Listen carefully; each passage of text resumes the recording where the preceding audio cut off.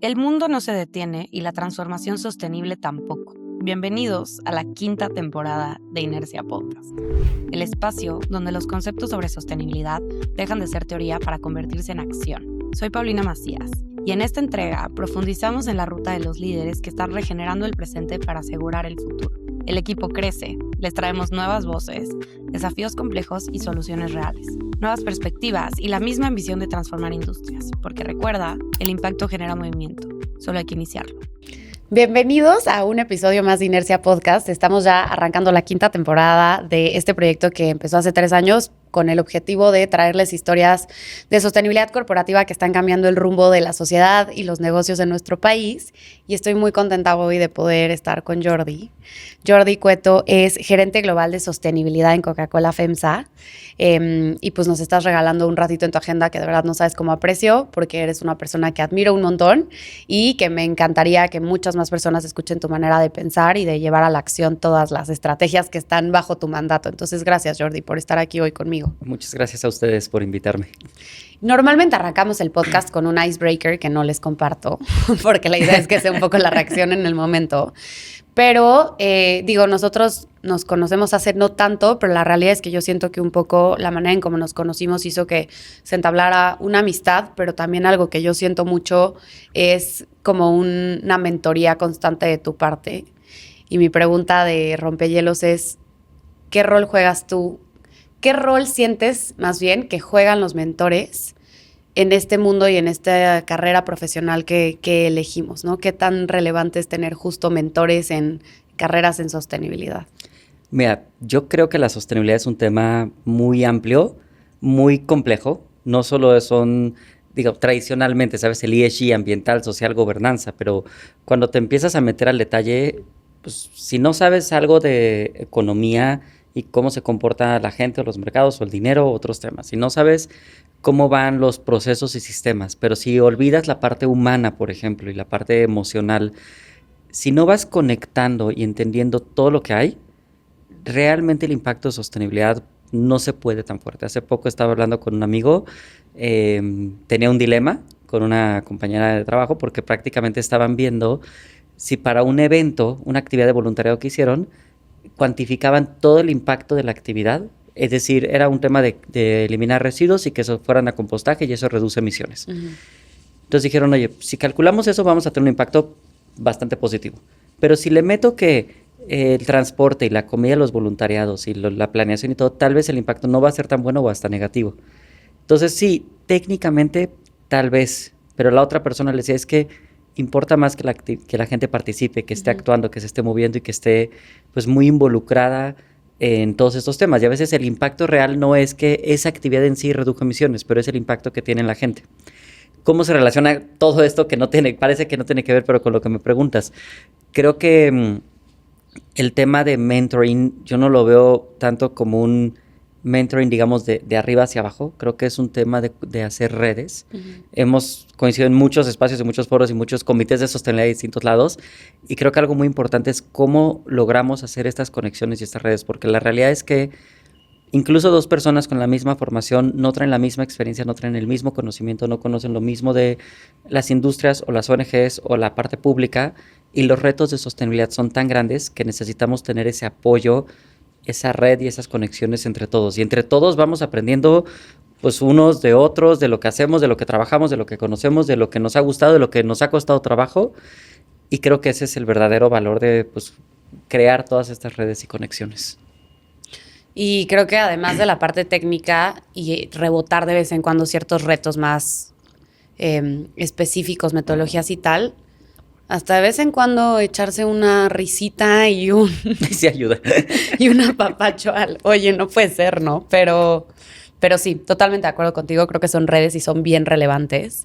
La primera pregunta que te quería hacer es muy enfocada en tu perfil, ¿no? Creo que algo que yo sí conocía de ti, pero que además preparándome para esta entrevista llegué a algunas otras características y lugares por los que has pasado es tu perfil multidisciplinario, ¿no? Creo que al final nos conocimos primero por estar en el Comité de Ingeniería en Desarrollo Sustentable del TEC del Campus Santa Fe. Y después empecé a ver que, bueno, antes de eso o durante, ahorita nos platicas bien, tuviste también estudios en psicología, ingeniería en desarrollo sustentable por el TEC de Monterrey. Después de eso tuviste un posgrado ya con enfoque en economía aplicada.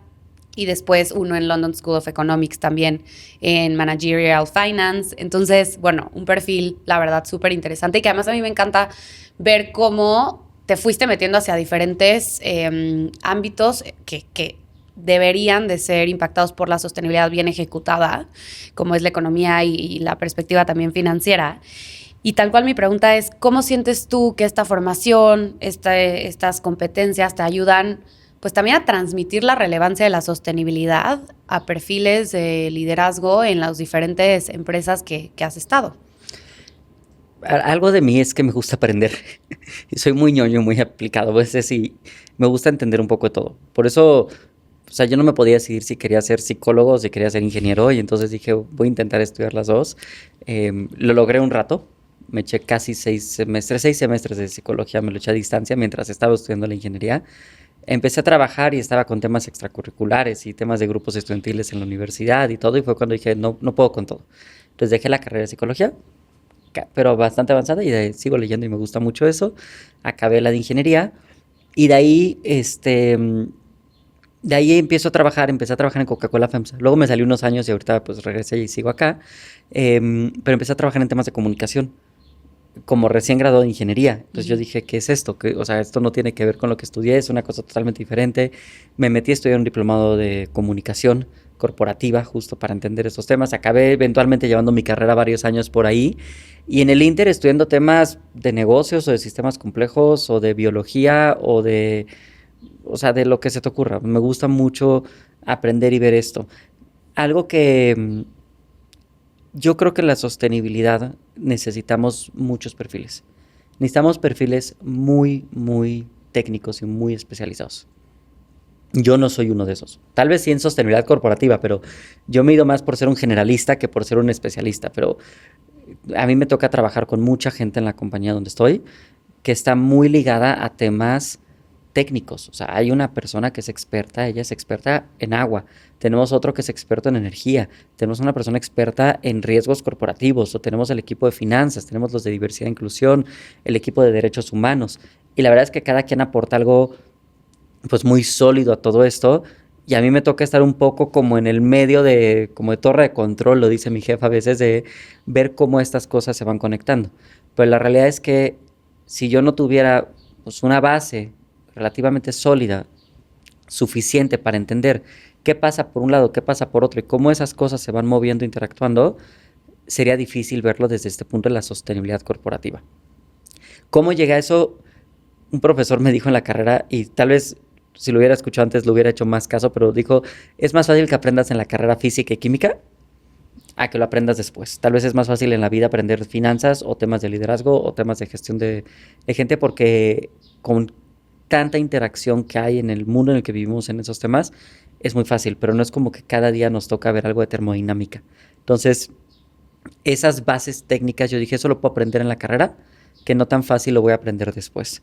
Fue lo mismo que me hizo aprender economía. O sea, ir a una maestría en economía aplicada. Dije, sí puedo entender algunas cosas de economía o de política o de finanzas, porque finanzas y economía no es lo mismo, pero entender las bases más técnicas de una maestría, porque también dije, ¿qué tal si hago un MBA o una maestría en finanzas? Dije, puede ser, pero la base técnica de economía y de pensar como un economista, que es muy diferente a como piensa un ingeniero y que es muy diferente a como piensa un psicólogo, y a veces me tengo que andar cambiando el chip, no lo iba a aprender si no era como con estudios más formales y académicos. Lo mismo de la certificación de finanzas que hice hace como un año, porque me sentía perdido. O sea, llegaba a pláticas que ya estaban hablando del ROI, del CAPEX, del OPEX y de va por acá y va por allá y entenderlo, y dije, tengo que entender bien eso para lo que sigue. Y sé que hay cosas que me faltan y tengo que seguir y seguir aprendiendo porque me encanta, pero siempre busqué un perfil, como me gusta mucho la sostenibilidad como un todo, no necesariamente,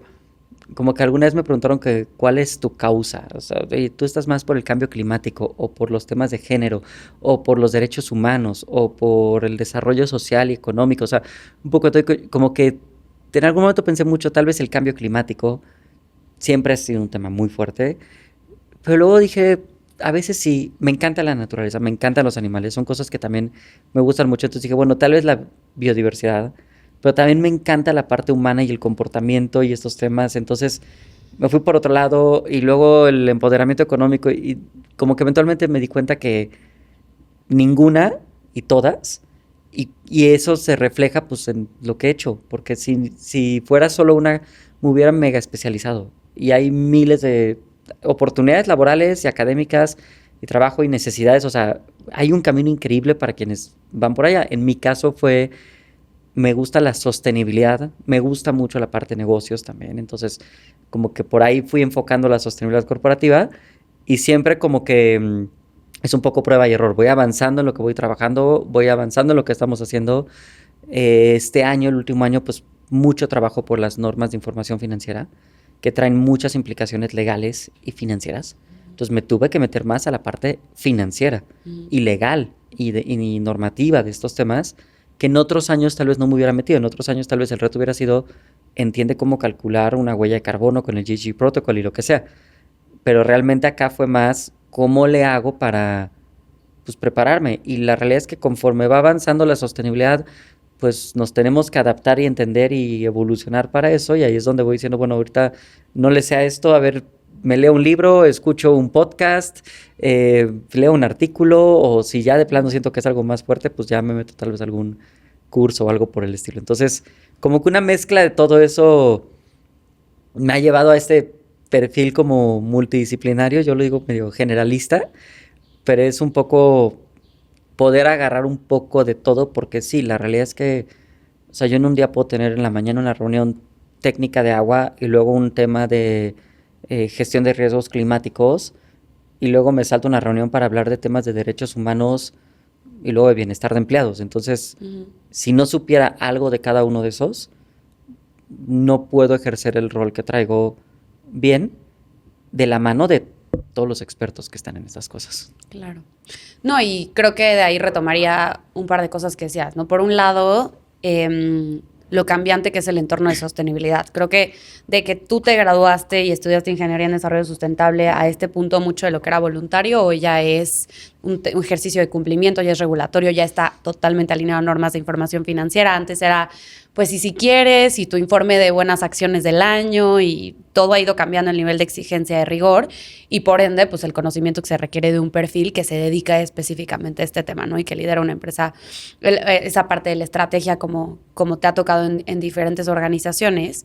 Y por el otro es lo amplia que es la sostenibilidad. Y quiero conectar la siguiente pregunta justo a esa parte, que es... todavía y con estos nuevos informes, a mí sí me pasa mucho que nos topamos en espacios en donde la gente sigue pensando en sostenibilidad y es, sí, tus arbolitos, sí, tu reciclaje, sí, tu tal. Y sobre todo desde la perspectiva de gestión de riesgos, de repente dicen, ¿por qué estamos evaluando un tema de brecha salarial y equidad de género o cuestión de inclusión de personas con discapacidad? Si estábamos hablando de sostenibilidad, es que es parte de, ¿no? Entonces, justo mi siguiente pregunta es, ¿podrías darnos más o menos una explicación general de, dentro del scope que tú estás gestionando, cuáles son los diferentes pilares? Sé que ustedes tienen estos 7 pilares dentro de su marco de sostenibilidad en Coca-Cola FEMSA, para que más o menos personas que a lo mejor seguían pensando que sostenibilidad era 100% lo verde, realmente todo lo que esto cubre, ¿no? O sea, ¿cómo lo estás tú liderando desde este lado? Sí, mira, voy a abordar varias cosas antes de entrar a los pilares del marco de sostenibilidad de Coca-Cola FEMSA. Creo que algo que está evolucionando mucho y está cambiando es cómo van a ser los perfiles de sostenibilidad. Y de sostenibilidad corporativa o responsabilidad social o esos roles que son medio integradores en las empresas. Sobre todo en empresas públicas, vamos a ver cada vez más perfiles que se están acercando y que lo tienen muy apegado a la parte del negocio, que tienen una conexión y una sensibilidad hacia la parte financiera, hacia la parte legal, hacia la parte operativa. Y no vamos a ver tanto estos perfiles más filantrópicos o más idealistas, que no es malo, necesitamos eso, definitivo lo necesitamos, pero la misma necesidad de la evolución de las regulaciones y lo que sí o sí tenemos que cumplir, nos va a obligar a ir hacia esos temas. En las empresas públicas va a llegar un poquito después, Porque normalmente pasa que llega la regulación a la empresa privada, la empresa pública. La empresa pública se lo va exigiendo a sus clientes, a sus proveedores, a sus aliados, y eventualmente eso se va reflejando hacia otros lados. Y aunque sí están las NIS y demás, no traen el mismo nivel de amplitud y rigurosidad que trae las normas de información financiera. Normas internacionales de información financiera, además. Más evaluadores, más raters, más otros temas. Eso por un lado. Por otro lado, algo que está pasando mucho con estas normas, algo que está pasando mucho en la sostenibilidad corporativa, llevamos tal vez unos 10, 20 años que el foco de las empresas mucho ha sido numérico. Entonces, ha sido un foco muy de establece una meta de 10 años a futuro, dime el número con el que la mides y cada año presúmeme lo bien que vas con ese número. Ese es el ideal. A veces no vamos tan bien, a veces vamos bien, pero ese es el ideal, ¿no? Y el foco, obviamente, con los números es cómo lo mido, cómo lo calculo, lo que no se mide no se mejora, todo este tema. ¿Dónde es muy fácil medir? En la parte más ambiental, en la parte más técnica. No es tan fácil decir, oye, mis empleados están mejor, o sea, en su bienestar de vida y familia están mejor. Puedo tener algunas métricas y todo, pero son mediciones mucho más complejas a consumo más o menos agua. O sea, eso es mido litros y comparo, ¿no? Entonces hay un tema que está pasando ahí. ¿Qué es lo que ha pasado? El mundo está evolucionando muy rápido, muy.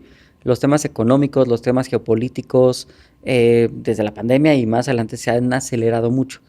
Es muy difícil saber qué va a pasar en 5 o en 10 años. Entonces esa no quita que tengamos que tener metas y son metas ambiciosas, pero el solo enfocarnos en una empresa que tiene metas y que va avanzando no necesariamente es lo único. A veces es más cómo lo integro en el modelo de negocio. Metas más visionarias de siempre quiero apuntar a ir mejorando día a día, no necesariamente a llegar a este número. O tal vez mi visión es llegar a un número relativamente imposible, pero voy apuntando hacia allá.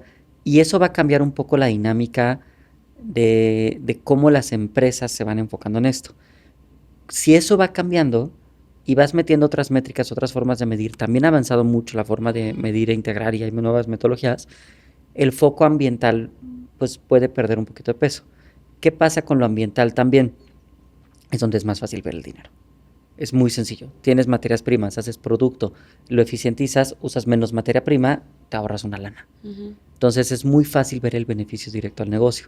No es tan fácil decir, oye, tengo más mujeres en la organización y sí, hay estudios y hay temas académicos y hay casos que demuestran que hay muchos beneficios. Pero no es como, si tengo 3 mujeres más, entonces voy a vender 4 productos más. No es tan directo. No significa que no hay que trabajar en eso, al contrario, pero eso va a ir evolucionando y va a ir cambiando cómo se enfocan las empresas. Y lo que va a llegar mucho y cada vez está impactando más es muchas estrategias de empresas se hicieron muy amplias. Son todos los ODS. Entonces tengo que tener una estrategia que le pegue a todos los ODS. O tengo 20 temas materiales, es eso. Pero oye, no salen tus temas materiales o por la razón que sea, esta causa, tengo que entrarle. Y luego se sesgan a veces por los intereses, por las preferencias, por lo que pase de los equipos que están más involucrados. Y digo equipos porque no necesariamente son internos, suelen serlo, pero ¿sabes qué? Es que resulta que al dueño de la empresa le encanta esta causa, no tiene que ver con el negocio, no, pero tenemos que participar. Y a esta otra persona le gusta este tema, y a este trae esto, y así se empiezan a sesgar hacia esas cuestiones. ¿Qué es lo que debería de pasar o tiene que pasar? No todos tenemos que hacer todo de manera extraordinaria. Tenemos que tener temas bases que todos tienen que tener. O sea, no hay una discusión de que no tenga que haber un tema de paridad salarial y de equidad de género. Y no tienes que ser una marca cuyos clientes sean mayoritariamente mujeres para decir que eso es importante. O sea, no. Eso sí o sí tiene que pasar en todas las empresas. En todas las empresas tiene que haber una base clara y fuerte de cumplimiento a los derechos humanos, de temas de ética y líneas de denuncia, de seguridad y de salud física, emocional, psicológica, o sea, de todo, ¿no? Hay una base que todos tenemos que cumplir, pero no significa que tengamos que ser la empresa líder en esos temas. Y ahí es donde entra el concepto de materialidad. Los sustentólogos hablamos más de materialidad o ahora de doble materialidad por la regulación europea, que es pues la mezcla entre la materialidad financiera que le pega a tu negocio y la materialidad de impacto, cómo tú afectas al entorno, sobre todo ambiental y social, en IFRS o NIFS y en las nuevas normas es la materialidad financiera. ¿Cuáles son los temas que realmente van a afectar tus perspectivas de negocio? O sea, ¿cuánto dinero tienes? ¿Dónde inviertes? Si vas a tener más gastos, costos, si vas a seguir existiendo como negocio en el corto, mediano y largo plazo. Cuando metes esa perspectiva de una manera bien hecha, bien consensuada, analizando riesgos, analizando distintas perspectivas de grupos de interés, que no sé qué es solo un ejercicio de percepción, comparándote con tus pares, con varias cosas, un ejercicio bien hecho, puedes enfocar tu estrategia en donde realmente puedes maximizar tu impacto y reducir riesgos del negocio e incluso capitalizar en oportunidades. Si haces eso bien, de pasar de una estrategia de 17 ODS y que impactas en todo y que si haces 1000 cosas y que luego no entiendes ni por qué y nada más presumes números, por presumirlos, haces una estrategia que independiente de los números ya estás haciendo más resiliente a tu negocio y haces que se vaya adaptando bien a este cambio que va pasando. Y porque si tienes ese ejercicio ya no es pregunta hacia dónde trabajar. ¿Qué estamos haciendo nosotros en Coca-Cola FEMSA? Tuvimos nuestro ejercicio de doble materialidad, encuestas, entrevistas, visitas de campo a nuestras operaciones, análisis de tendencias externos, vemos que estaba haciendo benchmark con todo el sector de bebidas, e incluso un benchmark como un poquito más amplio, alimentos, bebidas, productos de consumo, entre otras cuestiones, otros análisis externos que hablaban de eso, casi a nuestros pares o competidores al respecto. Hicimos un ejercicio bastante sólido, de cerca de 500 temas potenciales. Los consolidamos y redujimos como a 100 y cacho, eso los redujimos como a 20, y ahorita tenemos una matriz de materialidad de 20 temas. ¿Esos 20 temas son importantes para el negocio? Sí, sí o sí, o sea, todos los 20 tenemos que trabajar, pero no todos son los más importantes o los más críticos. En nuestra matriz salió algo curioso, vemos como clusters o como grupos. Hay unos temas que están agrupados, hay otros grupos y hay otros que salen como muy altos. Y de esos 20 temas los tradujimos por estructura, por facilidad de comunicación, porque hace sentido con cómo está la empresa y lo que trabajamos en nuestro marco de sostenibilidad, que tiene 7 temas interconectados entre ellos y 3 temas transversales. Los transversales, que es la base y lo que tiene que estar siempre, son ética y gobernanza, cultura y todos los temas de derechos humanos, diversidad, equidad e inclusión.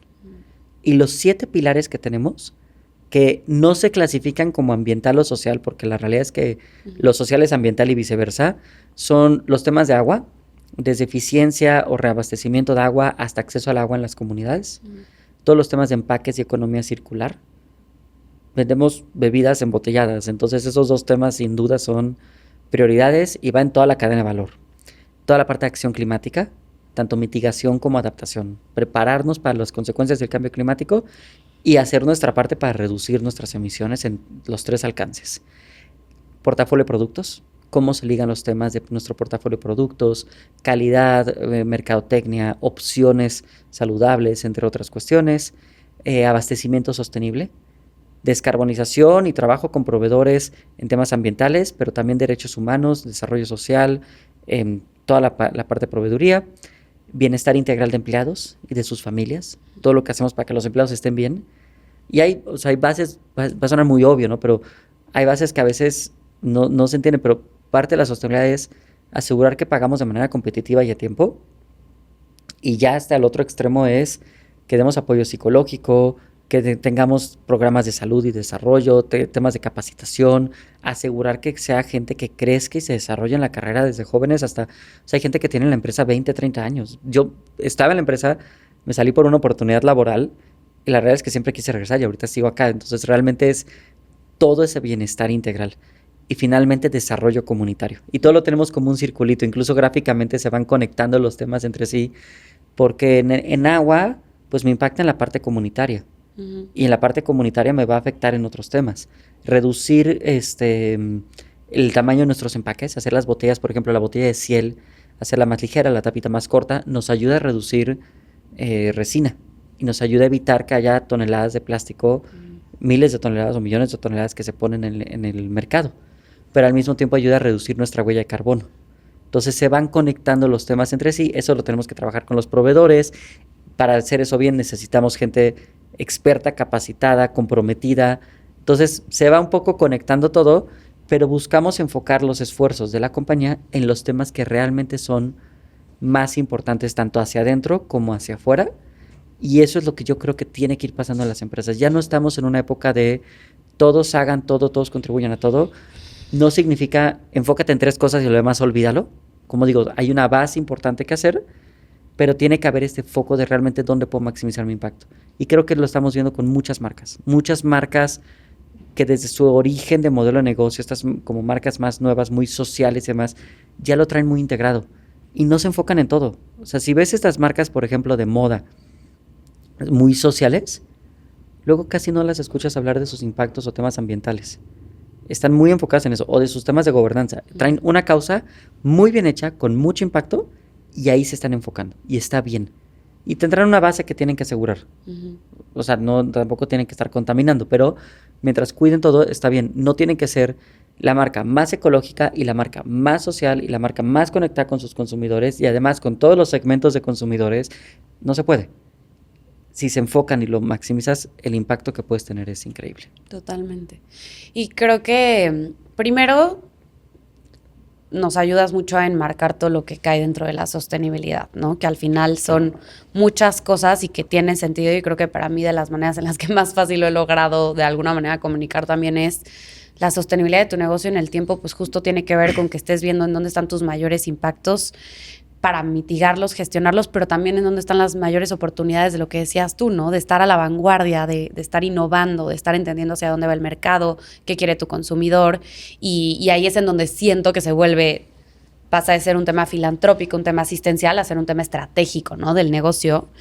Y creo que un poco haciendo el símil desde mi rol, el otro día tal cual, ¿no? Estando en una firma de servicios profesionales, mucha gente pensaba, bueno, es que ustedes, pues supongo que el impacto que tú llevas en el área tiene que ver con que pues, se reciclen los residuos y que el papel se vuelva a generar papel a partir de sus procesos de destrucción y tal. Y yo, es que ese para mí es la línea base, ese es el mínimo indispensable, ¿no? O sea, si eres una persona, una empresa que consume mucho papel, desde luego te tienes que hacer cargo de ese residuo, pero para mí es, pues no, a ver, en realidad si yo estoy dando servicios profesionales, pues las preguntas más importantes son a quién estoy asesorando y claro, en qué, y qué estoy recomendando que hagan o qué no, ¿no? Entonces viene desde pues lo que tú vendes, donde está tu propuesta de valor, cómo lo estás haciendo diferente, cómo aprovechas esa plataforma, esa expertise, esos contactos para impactar el mundo en donde hoy estás operando, ¿no? Y las comunidades. Entonces creo que eso es súper importante. Y si yo cuando llego y veo una estrategia de sostenibilidad con todos los ODS, digo, curioso, ¿no? ¿Dónde está el foco y dónde va eso? Porque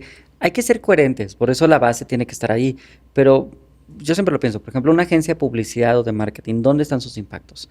Lo base es pensar, sí, a ver, en los anuncios que hacen, en los materiales que utilizan, en la gestión de recursos, que le paguen bien a su gente. O sea, esa parte sí es, pero oye, ¿qué aspectos estás promocionando? ¿Estás haciendo publicidad de cosas que están dañando el planeta, que están afectando? O sea, no me voy al extremo de estás haciendo promociones de temas criminales o de temas filantrópicos, pero la selección de tus clientes, el impacto que tienes, a dónde va, es parte de eso. Y es pensar más allá de tu pequeña burbuja, sino de cómo eres parte de ese ecosistema en el que todos estamos involucrados. Ser coherentes en lo que piensa, en lo que se hace y en lo que se va trabajando, y siempre con esta visión un poco más amplia y más de largo plazo de hacia dónde vas. Y es lo mismo con los servicios profesionales. O sea, tu impacto real y fuerte no es en si reciclaste el papel de la impresora y cambiaste a digital, es oye, pero mientras eso asesoraste a una compañía para que se pueda zafar y pueda tener temas de contaminación muy fuertes, o hiciste una asesoría para ver cómo reducir costos, y eso implicó una huella de carbono más grande, pues entonces ahí te digo qué impacto tienen tus acciones y tus servicios, y es justo donde se tiene que identificar y enfocar muy bien dónde está ese impacto y enfocar los esfuerzos hacia mejorarlo. Totalmente, porque al final tanto tiempo como cuestiones financieras, como a nivel estrategia, seguimientos, todo, pues son recursos finitos, ¿no? O sea, necesitas empezarlos a alocar en algo. Y quería preguntarte también, aprovechando que nos cuentas de los distintos pilares del marco de sostenibilidad, ustedes fueron la primera empresa de bebidas en Latinoamérica en ya también reportar, alineándose a las recomendaciones del TNFD, el Task Force on Nature Related Financial Disclosures. ¿Cómo se ve esto? O sea, ¿nos puedes dar un par de ejemplos tal vez? O sea, ¿cómo tal cual se puede relacionar? Porque siento que mucha gente escucha naturaleza y biodiversidad y empresa de bebidas y te lo juro, lo ven así como conceptos que están uno totalmente ajeno del otro. ¿Cómo los conectaron? Y qué podemos encontrar en este último informe que pues recientemente publicaron también. Sí, justo finales de marzo publicamos nuestro informe integrado.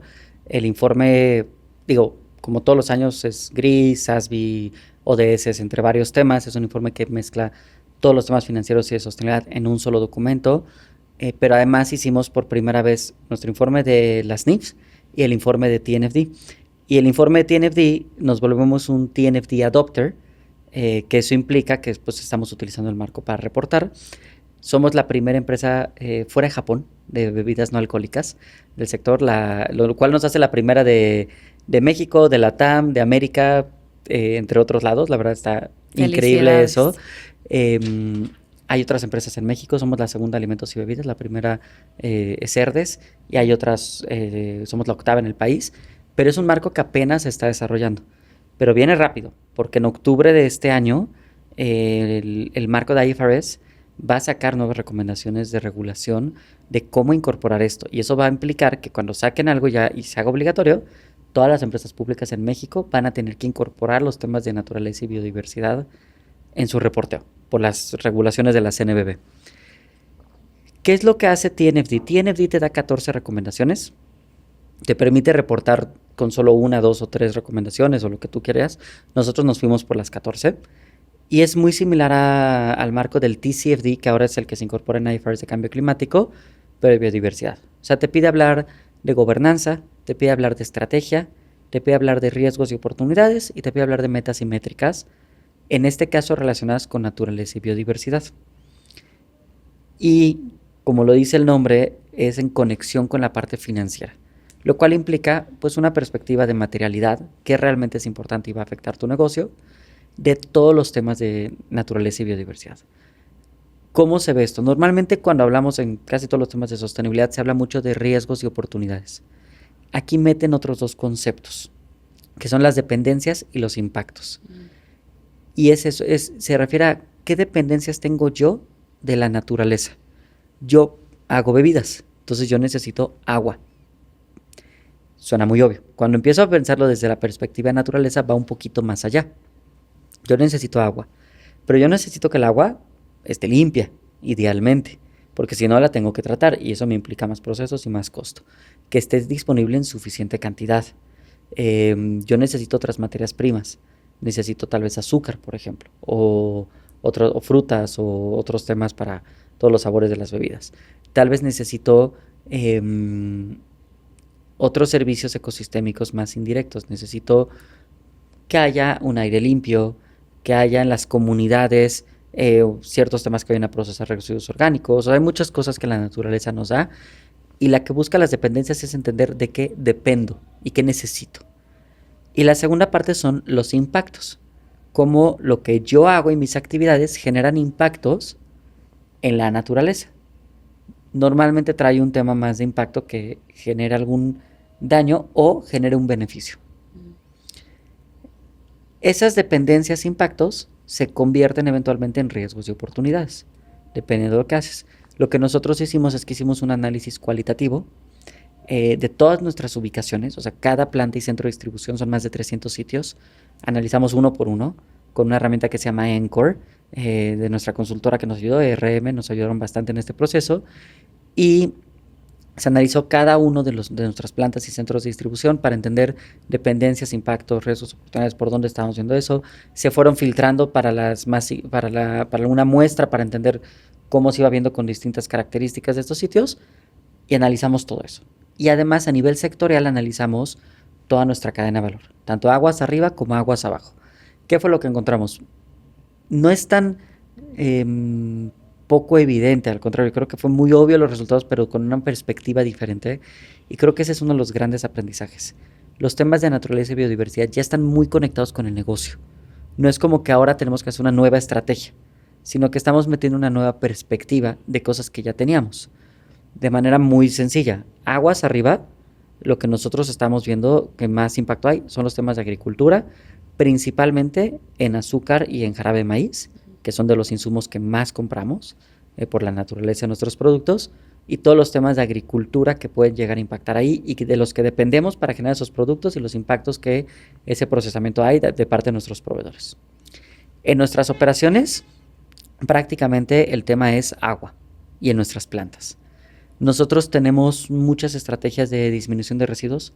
Hoy por hoy el 98% de nuestros residuos no llegan a tiraderos o a rellenos sanitarios. Se procesan de alguna manera responsable, ya sea reciclaje, reuso, generación de energía, entre otras cuestiones, lo cual reduce muchísimo los impactos a la naturaleza que hay de nuestros centros de distribución. Entonces vimos que en temas de materialidad no es el foco crítico en el que tenemos que tener, la parte es agua. Y aguas abajo, prácticamente, pues lo que tenemos es el consumo de nuestros productos, el enfriamiento. Nosotros somos dueños de los refris y la verdad una coca fría sabe mucho más rica, entonces también hay una parte importante ahí, y el desecho de los empaques.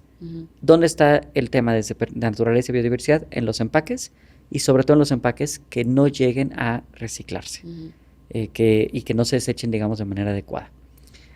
Entendiendo todo eso, nosotros para el reporte pues pudimos encontrar varias áreas de oportunidad, ver por dónde ir trabajando, todo bien ahí en el documento, pero vimos que hay muchas cosas que ya estábamos haciendo. Más del 70% de nuestras compras de azúcar y de jarabe de maíz están certificadas por certificaciones como Bonsucro, como Vive, como FSA, que son de temas de sostenibilidad ambientales, de agricultura, de no deforestación, de temas sociales, entre otras cuestiones. Entonces ahí ya estamos abordando y trabajando en eso y sabemos que es una cosa que no tenemos que soltar y tenemos que seguir fortaleciendo. En temas de agua, líderes en eficiencia. Coca-Cola FEMSA es la empresa líder en eficiencia del sistema Coca-Cola y posiblemente del mundo. Cerramos el año con 1.35 litros de agua por litro de bebida. Tenemos una meta de un bono vinculado a sostenibilidad financiero de llegar a 1.26 este año. El último dato público del sistema Coca-Cola es de 1.72. ¿Qué significa eso? Que 1 litro se utiliza para bebida. En el caso del sistema Coca-Cola, nosotros somos el embotellador más grande, entonces somos parte de ese número. 0.72 son de proceso. Nuestro número es 0.35, el de Coca-Cola FEMSA. Es menos de la mitad. Entonces, y vamos al 0.26, que es como una tercera parte. Entonces, vamos, la verdad, muy bien en esos temas. Reabastecimiento por distintas soluciones basadas en naturaleza, regresar el agua y asegurar que se recarguen los mantos de donde consumimos agua, principalmente desde pozo. Entonces, asegurar que eso esté bien. Y dentro de esto hay muchos beneficios a la naturaleza del ecosistema, del cuidado de las especies, de los polinizadores, de aves, de muchas otras cosas que van, pues de cuando plantamos bosques enteros para asegurar que el agua regrese, resulta que hay otros beneficios alrededor desde esta perspectiva. Y en la última parte, buscar, es un tema de oferta y demanda, y eso es la perspectiva más económica. Nosotros tenemos metas y avances para asegurar que haya material reciclado en nuestros empaques. Buscamos que haya cada vez más material reciclado en nuestros empaques. Eso genera demanda, porque quiero comprar aluminio, vidrio, PET reciclado. Y lo otro que hacemos es la generación de oferta. Tenemos muchas estrategias e inversión. Tenemos nuestra red de centros de acopio que se llama SustentaPET, planta de reciclaje en México que se llama Planeta, de las más grandes del mundo de PET, entre otras cuestiones que es pues el otro lado. No solo es, oigan, yo quiero poner resina reciclada, ojalá me llegue, ¿no? Es cómo habilitamos y creamos el ecosistema para recuperar los empaques, reciclarlos y volver a convertir botellas en botellas. Y asegurar que justo la economía circular lo que busca es que pues, la materia prima dé vueltas o se mantenga en el sistema el mayor tiempo posible antes de su desecho. Si hacemos esto, podemos asegurar que se mantenga casi que infinitamente si seguimos con eso y nos ayuda a reducir estos impactos en biodiversidad, pero ya con otra perspectiva, ya entendiendo más a detalle por dónde va, sabiendo que hay varias oportunidades que hay que seguir avanzando, pero buscando que esto se integre bien con toda la parte de negocio y reconociendo que la naturaleza y la biodiversidad son una base clave para el funcionamiento de nuestra compañía. Es que creo que de alguna manera logras conectar todos los temas y ahí es en donde hace total sentido que está conectado con la estrategia, ¿no? No es un tema ajeno, no es un tema aparte y como dices, somos TNFD adopters y eso significa que no es que empezamos otra cosa, sino que simplemente metimos otra capa, otra perspectiva a lo que ya veníamos haciendo y justo me quería meter al tema del informe, ¿no? Justo recientemente publicaron su informe integrado 2025, ya alineándose a IFRS S1 y S2, que igual para quien es la primera vez que lo escucha aquí en México, la verdad yo estoy muy contenta. Creo que a nivel regulación tuvimos el año pasado, justamente en enero de 2025, se publicó la circular única de emisoras, en donde ya había esta obligación de reportar riesgos y oportunidades en materia de sostenibilidad, y al final el hecho de que esto ya sea un tema de compliance hace que pues las empresas accionen, ¿no? Y hemos visto un poco de todo. No es un ejercicio sencillo.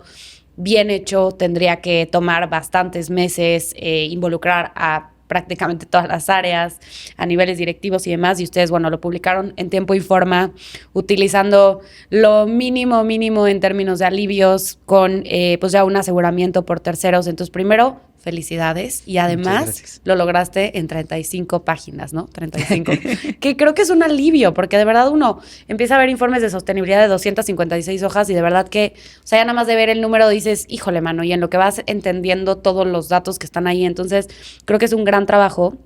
Y lo que yo quería preguntarte es, desde tu rol también, ¿cómo han aprendido a trazar tal vez esta línea entre un reporting que pues va a ser para cumplir y ya, ¿no? O un exceso de indicadores, a un dato que es útil, que tus grupos de interés entienden, que se traducen en estrategias de inversiones?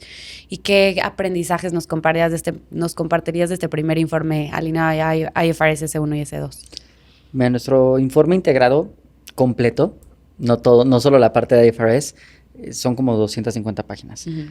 Si lo comparas contra el año pasado, sin la parte de IFRS y sin la parte de TNFD, lo redujimos de tamaño. Y eso implica varias cosas. Implica un avance fuerte en temas de diseño y de narrativa. Uh-huh. El cómo contamos las cosas, cómo las ponemos, cómo lo hacemos más accesible. Trabajamos y le dimos mucho foco este año a eso. Cada capítulo de sostenibilidad trae una infografía de entrada. Los capítulos de negocio buscamos enfocarnos en lo que realmente es importante. Y siempre traíamos, financieramente hablamos de material, pero realmente siempre nos preguntamos, ¿qué realmente es importante para el lector y el usuario de este documento?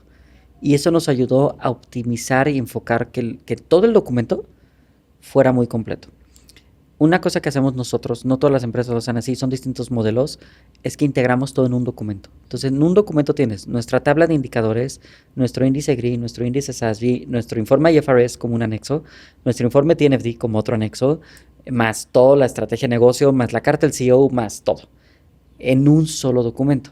Entonces, realmente hay empresas que si empiezas a sumar páginas de varios documentos, estás hablando, dijiste 256, pero estás hablando de 500, 600, 700 páginas a veces.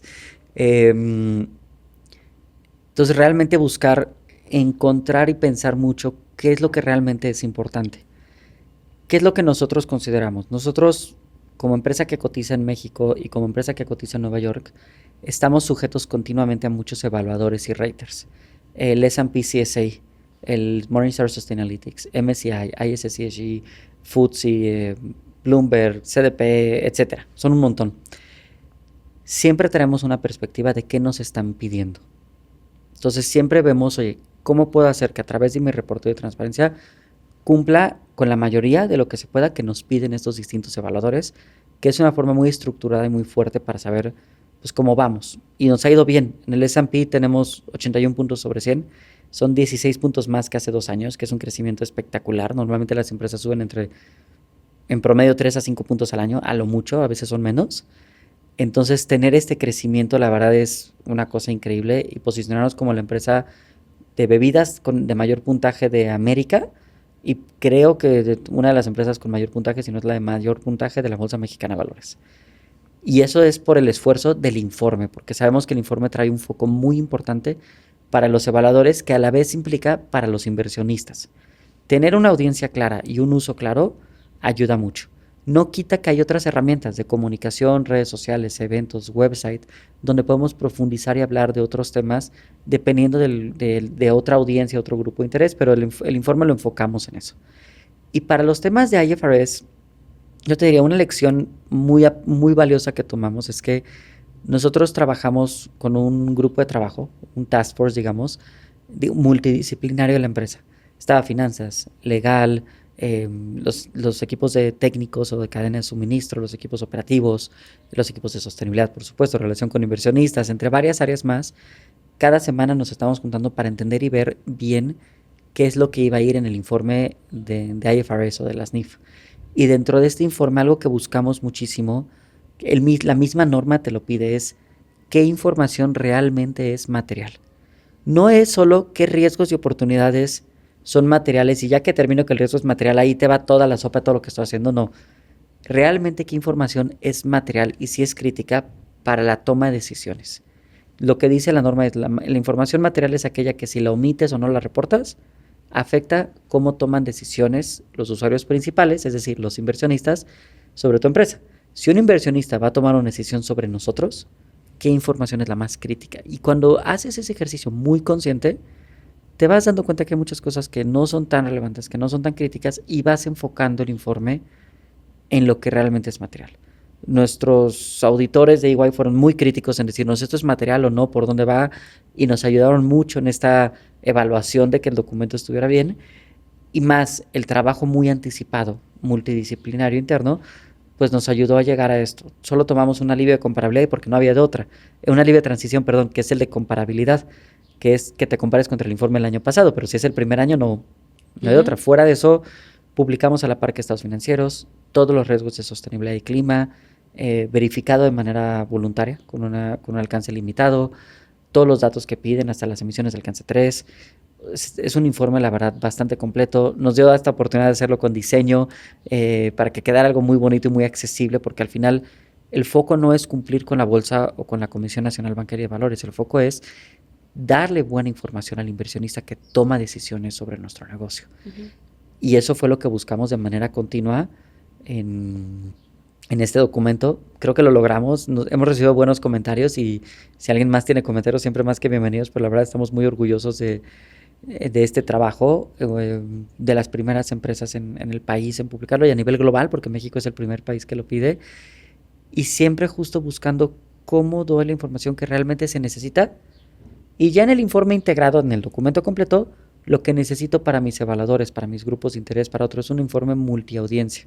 Entonces siempre tenemos que buscar que haya pues esa completitud sin que nos perdamos en ya no es entendible o navegable o accesible. Y combinar esos temas es un balance difícil, pero es algo que siempre traemos en mente para el desarrollo de nuestro informe.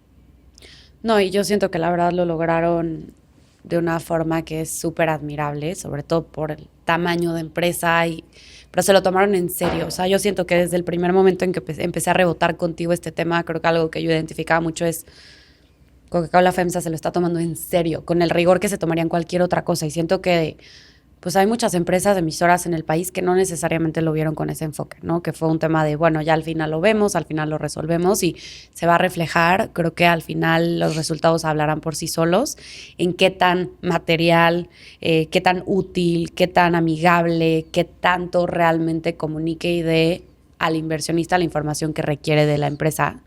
Y quería hacerte una pregunta muy puntual respecto al informe, y creo que algo que muchas personas no terminan de entender cómo es una cosa con la otra, pero se habla mucho también de el vínculo que existe entre la remuneración de las direcciones y objetivos de sostenibilidad. Sé que lo abordan un poco ahí, ¿nos podrías más o menos ayudar a entenderlo? Mira, esto que dices de tomárnoslo en serio, no es que nos tomemos el informe en serio, es que nos tomamos la sostenibilidad en serio.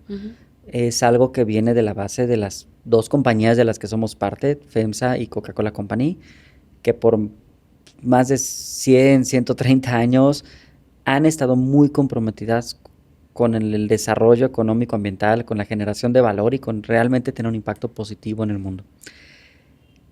Eso se refleja obviamente en nuestra estrategia, en cómo la estrategia está integrada.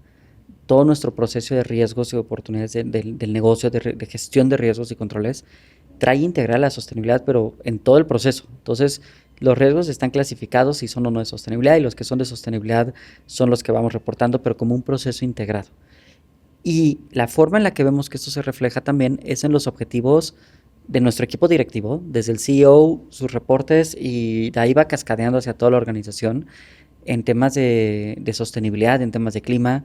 Dependiendo del rol, podemos llegar a ver hasta un 40% de los objetivos del año ligados a bono y ligados a desempeño y a su compensación en temas de sostenibilidad.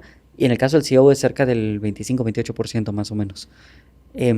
Temas de agua, temas de salud y seguridad ocupacional, temas de emisiones, temas de plástico, empaques, economía circular, temas de cultura, temas de género. Dependiendo del rol vamos a ver cómo se va integrando, pero aseguramos que los objetivos que nos planteamos sean los objetivos que se cumplan y que haya incentivos adecuados al interior. Pero porque no es una cosa separada de otra. Realmente la sostenibilidad está integrada en el negocio y naturalmente se va dando que esas cosas pasan. Uh-huh. Y creo que una conversación que tuvimos, y no se me va a olvidar porque aparte ya era bien tarde, un miércoles por la noche estábamos platicando de este tema y tú me dijiste, todo esto de camino recorrido con el informe y todo lo que llevamos haciendo no tendría ningún sentido o no sería tan efectivo y permearía si no fuera por la interacción con grupos de interés y ir y venir y tocar base y cómo han logrado ustedes realmente que todas estas voces también en términos de sus grupos de interés se escuchen y que realmente se traduzcan en lo que me decías tú, ¿no? O sea, no nada más es un tema de identificarlo, sino también dónde estás invirtiendo, ¿no? Dónde estás realmente queriendo cambiar la jugada o innovando, pero ¿cómo lo logran ustedes? Somos una empresa enorme, o sea, el motivador más grande del sistema Coca-Cola. Son 2.2 millones de puntos de venta que se visitan entre 1 y 2 veces a la semana. Entonces estás hablando de una locura de negocio y estás hablando además de que estos puntos de venta son 80%, 70-80% son pymes, fonditas, abarroterías, tienditas, ¿sabes? Tenderos, todo este rollo, ¿no? 90,000 empleados. O sea, realmente es una empresa muy grande. Tenemos que hacerlo de distintas formas. Hay muchos procesos y sistemas dentro de la organización que nos ayudan continuamente a estar escuchando, pero poder entender, analizar y sacar insights de todas esas interacciones con los consumidores, con nuestros clientes. Nuestro cliente suele ser la tiendita, entonces no mayoritariamente, mayoritariamente, pero sí hay otras opciones. Se pueden bajar la aplicación de Coca-Cola en tu hogar, por ejemplo, y ahí pueden pedir los productos directo a su casa. Pero tenemos muchos canales de escucha, atención a clientes de otros lados que van ayudando a eso. Tenemos mucha participación en cámaras y asociaciones sectoriales, gremios, industria, etcétera, que también nos ayudan a entender otras perspectivas, la interacción con medios, entre otras cuestiones que van ayudando a ir como jalando todos estos insights y perspectivas de los 9, 10 países donde estamos operando, donde tenemos presencia, y de toda la interacción con estos grupos. Y puedo expandir más porque con cada uno hay toda una dinámica. Y lo complementamos mucho con estudios, con temas sectoriales, con entrevistas, con encuestas, con focus groups, con otras herramientas que nos ayuden realmente a entender y poder como cuadrar una visión integral de todo lo que viene de estos grupos para que se vuelva un input clave de cómo nos desarrollamos y de cómo trabajamos y de cómo hacemos pues la realidad de todo lo que hacemos en el negocio, no solo sostenibilidad, pero todo lo que vamos haciendo. Y esa se vuelve la base de uno de los inputs más importantes de nuestra operación, balanceando entre las perspectivas de los distintos grupos y sus intereses, prioridades en relación a nuestras actividades. Y es que es una empresa muy grande. O sea, en realidad sí, el tamaño que tiene, el impacto y la oportunidad y la referencia que son también, sobre todo siendo parte de Coca-Cola Company, ¿no? Y una empresa que tiene tantos y tantos años de formar parte de hogares y de cultura y de comidas familiares y de tantos y tantos momentos. Son una organización que está bajo la lupa y el ojo público constantemente, ¿no? Y creo que el rol que tienes también tú, y algo que a mí me llama mucho la atención, es la templanza con la que te manejas, sabiendo que son una empresa que está bajo este escrutinio. ¿Cómo le haces? A ver, realmente conozco muy bien el negocio, he estado muchos años en esta empresa, en distintas épocas, y siempre muy cercano. Siempre me ha gustado muchísimo Coca-Cola FEMSA y siempre quise estar acá. Entonces, una parte importante es tener esta perspectiva integral del negocio, lo que estamos haciendo, los impactos que hay.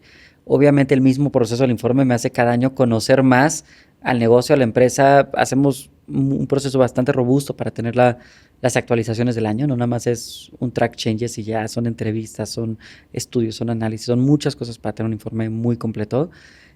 Y realmente hay una parte muy apasionante del compromiso que se ve de la empresa, del impacto que estamos teniendo y de cómo buscamos realmente generar valor pues continuamente. Yo te diría, sí, somos una empresa muy grande, sí somos una empresa con mucho escrutinio, pero eso lo único que implica es una mayor exigencia, un mayor reto de operar con excelencia, que es uno de nuestros principios, y de asegurar que todo lo hacemos y principalmente con el cliente al centro de todo lo que estamos trabajando. Si tenemos eso en mente y trabajamos con nuestra gente, generando buen impacto, generando valor, pues sabemos lo que es. Y sí es retador, porque sí es retador decir, pues no lo voy a hacer como cualquier empresa, lo voy a hacer al nivel que exige y que requiere y que implica un Coca-Cola FEMSA. Y porque realmente me interesa que Coca-Cola FEMSA llegue al nivel en el que está y al nivel al que puede llegar. Y estamos ahí, pero mantenerlo y cuidarlo es un reto constante y es un compromiso que tenemos todos en la empresa para que pues, se siga dando.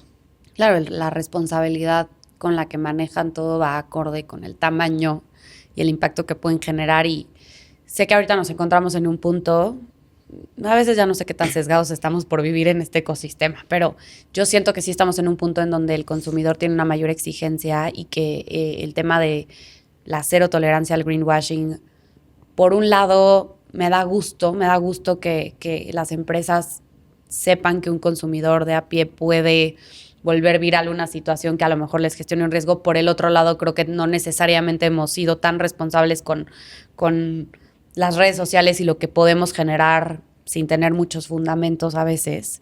Pero ¿cuál es tu perspectiva también en términos de lo que las empresas podrían hacer como un siguiente paso en transparencia para también un poquito volver a conectar y generar esa confianza con el público al que se dirigen? Mira, más que solo el consumidor, de que el consumidor llegue, algo se haga viral y sea un tema muy público, hay muchos involucrados en el camino. Hay expertos temáticos, hay medios de comunicación, hay comunicadores como tú en el podcast, por ejemplo, entre otros lados, que son parte de esa cadenita y de lo que va pasando. Yo creo que algo muy importante es, hay que reconocer que sí tenemos un poder impresionante y es una cosa muy buena. Ha ayudado a avanzar los temas de sostenibilidad, el que todas las personas tenemos un poder de comunicación y de alcance fuertísimo. Y eso genera mucho valor y eso ayuda a visibilizar y a dar a conocer muchos temas. Se tiene que complementar con mayor conocimiento, mayor educación, a veces, no siempre, y perspectivas más completas. Siempre va a haber perspectivas encontradas y está bien porque eso nos ayuda a encontrar diferencias y a mejorar y a ver cómo vamos avanzando. Pero creo que un consumidor más educado en estos temas o más experto siempre ayuda a traer una perspectiva más integral de lo que está pasando y asegurar que haya esta cercanía con las marcas para que podamos nosotros como compañía seguir avanzando y mejorando. En temas de transparencia, digo, el informe es nuestra herramienta principal. Buscamos para evitar que no haya ningún tema, muchos procesos de auditoría interna, de revisiones, de procesos más, por supuesto, el aseguramiento externo, que eso nos da la certeza de que los datos y la información que estamos dando es puntual, es correcta y realmente es lo que es. Y es parte de nuestro compromiso con estos temas, pero también parte de esto es el compromiso de la escucha continua y de la mejora continua y de seguir adaptándonos a lo que el entorno va exigiendo, a hacer un negocio más resiliente y a hacer un negocio que siga generando valor. Creo que me quedaría con la lógica de que un consumidor con mayor información y más educado tiene más juicio también, ¿no? A ejercer estas opiniones y creo que es un tema de corresponsabilidad. O sea, creo que sí, no podemos ir simplemente acusando de greenwashing, sino honestamente, tener hábitos de consumo que respalden ciertas posturas, pero también no sabes ni qué estás exigiendo si no conoces realmente ni el problema ni las opciones en el mercado para ciertas cosas. Entonces creo que sí es un tema de corresponsabilidad. Coincido, creo que como consumidores todos tenemos la responsabilidad de en cada decisión de compra realmente pensar si es la mejor decisión que estoy tomando. Está muy fácil ahorita con la inteligencia artificial investigar, aprender y buscar nuevas cosas para realmente tener una perspectiva más amplia, pero realmente es nuestra responsabilidad qué decidimos, por dónde lo hacemos, no dejarnos sesgar o guiar solamente por algún impulso o alguna ideología que no está mal, al contrario, es muy bueno, pero asegurar que en el fondo la decisión sí es la más correcta. y si es la que va a generar mayor impacto positivo y que nos sentimos cómodos y va de acuerdo a nuestras posibilidades, a nuestros intereses, a lo que queremos y a lo que queremos estar comprometidos. Tampoco hay que llegar a un punto de ecoansiedad y de tengo que cambiar todo, que es muy complicado. Yo he estado ahí personalmente y creo que es cómo vamos integrando todo para tomar la mejor decisión con las posibilidades que tenemos, sabiendo que cada pequeña decisión suma y que sí estamos haciendo nuestra parte, aunque sea poquito, pero vamos sumando. Sí. Claro, no, que se alinea a nuestros valores y yo creo que todos hemos estado en ese lugar de ansiedad en algún momento y tenemos que soltar un poco y tomar lo que sí nos cabe. Pero yo, para cerrar, quisiera preguntarte un poco las personas que están como tú en grandes corporativos, que tienen roles como tú o como yo, que simplemente nos dedicamos a temas de consultoría, pero que lo que queremos es mover la aguja, digamos, más intraemprendedores dentro de grandes corporativos, pues es un rol, puede ser pesado a veces, ¿no? Puede ser un poco a contracorriente. ¿Qué recomendación le darías a alguien que a lo mejor está iniciando este camino, que a lo mejor ahorita se encuentra en un punto en donde siente que vive empujando, pero al final creo que lo hacemos también porque creemos en lo que hacemos, ¿no? Entonces, ¿qué consejo les darías? Yo te diría, hay que pensar que cuando estamos en estas grandes empresas, grandes instituciones, grandes organizaciones, a veces el impacto tarda en verse, pero cuando llega es enorme. No es lo mismo mover un ratón y que dé un pasito a empujar un elefante y asegurar que dé un paso, pero ese paso que da pega y pega fuerte. Y creo que a veces es tener paciencia, es tener un poquito más de tolerancia a la frustración, a veces es de, híjole, me voy a tardar y voy a ver, o sea, yo ahorita pienso yo antes pensaba, es que si no logro cambiar esto en 6 meses, no logré nada. Y a veces digo, oye, si logro este cambio en 3 años, va a ser un año, un cambio impresionante y el impacto que va a tener va a ser enorme. Estas cosas a veces se mueven más lento de lo que nos gustaría, pero cuando se mueven bien. Y realmente pensar en eso creo que es una perspectiva diferente que a mí me ha ayudado mucho a ver y que con el paso de los años veo realmente sí pasa. O sea, hay cosas, yo he visto cosas en empresas en las que ya no trabajo, que me tocó sembrar, digamos, como la semilla, y que unos años después de que me salí, eso ahí está, y está generando impacto, y está generando un valor enorme. O sea, yo fui parte, por ejemplo, trabajé muchos años en Didi, y fui parte de los primeros proyectos que estamos haciendo de temas de electromovilidad y de impulsar esto. Y unos años después de que me salí, anunciaron unos proyectos espectaculares para realmente cambiar el ecosistema de electromovilidad en el país. Y sé que yo fui parte del origen de eso, y hay todo un equipo que ha trabajado en eso y que estuvo desde el origen, que siguen ahí y otros que seguirán.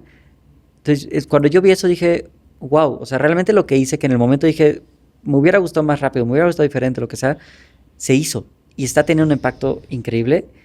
Y es esas cuestiones que estamos haciendo. Hay que sembrar semillas, no necesariamente un árbol no crece en un día. Entonces, si logramos sembrar semillas y tener ese impacto y vemos que si viene, eventualmente llegará.